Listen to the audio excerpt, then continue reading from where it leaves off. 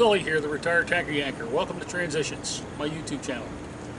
Remember, subscribe to this channel, like and share this video, and feel free to comment. I have put up a posting on my Facebook page, and I do have a group page for this channel, by the way, Sully the Retired Tanker Yanker group page. Feel free to join, and feel free to leave comments. It's mostly for my videos, also for people who are subscribers to my videos, so feel free to join. I will accept any and all. I only have 3 simple rules. Be respectful, no porn, and no politics or religion. Those are 3 ways that you'll get bounced. I don't like name calling. I don't like people who attack people for whatever reason. And by the way, calling people names on Facebook or things like that, or on Twitter, that's just a cowardly thing to do. You're hiding behind your computer or your screen device, whatever you're tweeting or Facebooking on. Now, this is a video I didn't want to make. I'm leaning up against my car. It's a 2010 Chevy HHR. And while you may not think so to look at it, but this car is a total loss. It's Wednesday today when I'm making this video, but on Monday, car caught fire. It wasn't bad. I was able to put the fire out. I had to run inside the building to grab a fire extinguisher. The super was standing outside, and I asked him to grab a fire extinguisher, and he said, "Why?" I said, "Because my car's on fire." And he just looked at me like I had lobsters crawling my outer ears. What do you expect me to do? I don't know. There's something on fire. Grab a fire extinguisher. The guy's about as sharp as a whole rack of bowling balls, but it is what it is. I was able to put the car out. There was somebody there, and I said, "Please call 911. Tell them my car's on fire." It actually caught fire as I was pulling into the lot. It seems I had an exhaust leak, and that caused the fire to start.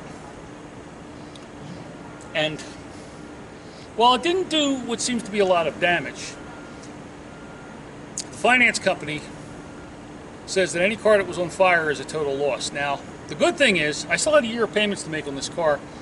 When I purchased the car, I also purchased an insurance policy with it, which will forgive my debt if the car is a total loss. And I don't have a payment to make this month now because I've already started the wheels rolling there. So what I had intended to use for my car payment this month, which was due, I guess, on Tuesday, I'm going to use that for a down payment on another car at the same dealer if I find something I like. I'm not saying that's going to be my final decision, but I am going to look for something smaller, something economical. Right now I'm looking at a Camry and a Corolla in the lot, and something like that. Maybe a Nissan Sentra or a Ford Focus. A small economical car, something like that. Something that'll get good mileage, something that won't cost me the moon. And I'm looking for, if it's a used car, it's going to be gently used. But anyway, I'm making a plea to you to subscribe to my channel, because now more than ever I need subscribers. I'm really, and I hate to sound like I'm begging, and I hate to make this sound like a pity party, but I need to start making money at this. Now, I realize that it takes a while to get your channel monetized, and begging people isn't exactly the way to go about it, but you could help me out here by subscribing to my channel, by sharing this with your friends, asking them to subscribe. Help me out here. I know a lot of people aren't interested in seeing what a 63-year-old man is doing in his retirement, but hey, who thought that a guy who catches foul balls or batting practice home runs at Major League Baseball games would become a YouTube hit? But don't try to tell that to Zach Hampel. Who thought that a guy just driving around in his truck, taking pictures of the scenery and getting fuel, would be a hit on YouTube? But don't tell that to Johnny B. Good or Long Haul Larry. So It took them a while, I know, and I know it's going to take me a while. But hey, I'm an old fart. I'm on retired. I'm on disability. So while I was able to swing the payments on this with some discomfort, the car I'm hoping to get will have payments no more than what I'm paying on this. But it is what it is. So let's take a walk around the car, shall we? This is actually the spot where the car was when it caught fire. The engine was really stalling out and it was having trouble making it up the hill. It just stalled out. I tried to restart it and wouldn't, but I could smell the smoke. So I got out here, popped the hood, and I could see the flames. Well, from this angle, it doesn't look too bad, but as I walk a little bit closer to it, you can still see the firefighting chemical on it, especially right there and all over the hood and windshield. Now, it's had a couple days since the fire, and I do notice that we had some dew in the morning, so that probably cut some of the dust down. It's also been a little windy, but you know, the firefighting chemical is still on there. Well, this is what it looks like under the hood. It's covered with firefighting chemical. I don't know if I'll be able to zoom in enough to get a close look at this, but we'll try. The fire seemed contained to inside the engine compartment, but it did burn up some hoses and wires here. Now, I was able to restart the car after I got the fire out, but it's loaded with firefighting chemical and something burned under here, as you can see. Stuff melted. And I'm really happy that the finance company allowed me to exercise the option of debt cancellation, and that I'll be able to get a new car. I haven't decided 100% if I'm going to get a car at the dealership where I bought this, but right now that seems to be the route I'm going to go. A friend of mine has a Camry. This isn't it, of course. This belongs to one of my neighbors, but I would really like to get a Camry because I like his car. It has a great ride and pretty good on fuel mileage, and it's nice and roomy. Now, this is an older, I think this is a Corolla here. Here's another one of my neighbor's cars. Yeah, it's a Corolla.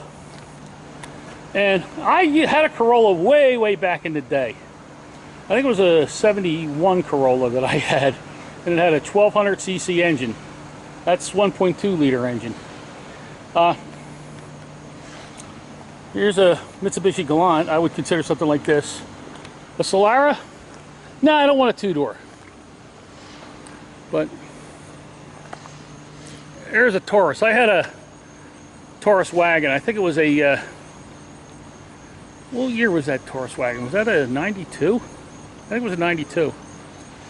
And that was a pretty good car, but as it got older, it began having problems, and older cars tend to have problems. I'm staying away from General Motors. I just had a pretty bad experience with my last General Motors car. It's just, I don't know. It is what it is.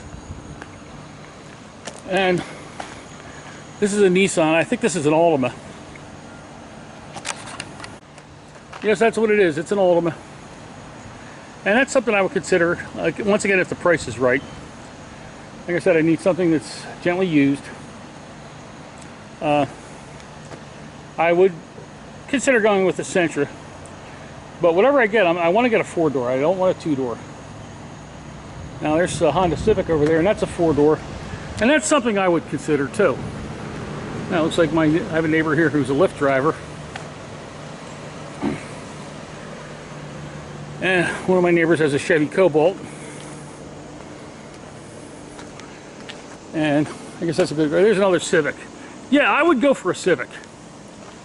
They're not too cramped up. But this October, I'm supposed to go out to Slippery Rock with a couple friends. And the past 2 years that I went out there, we took my car. I, of course, really can't drive that long distance anymore.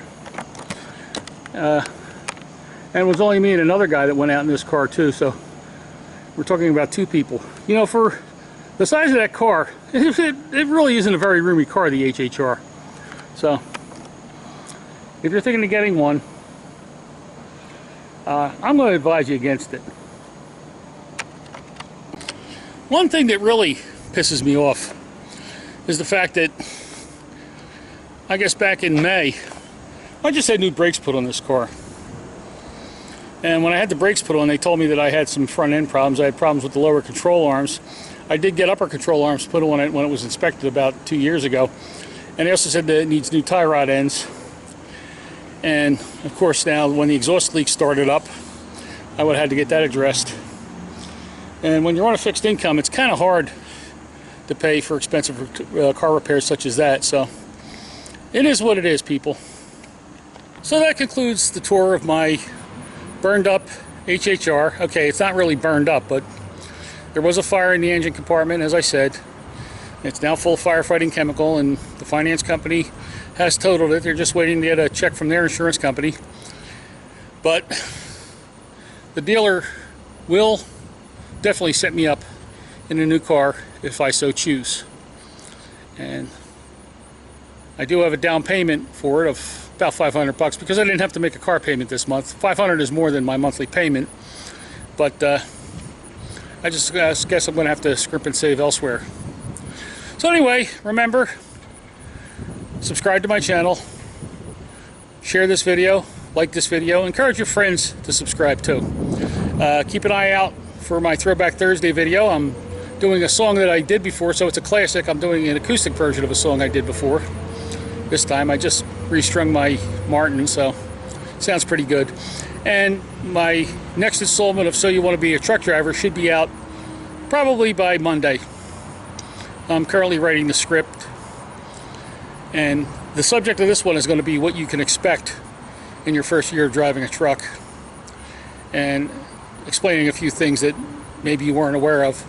But keep an eye out for that. So, thanks for viewing. This has been Sully, the retired tankey anchor for Transitions, saying safe and happy travels.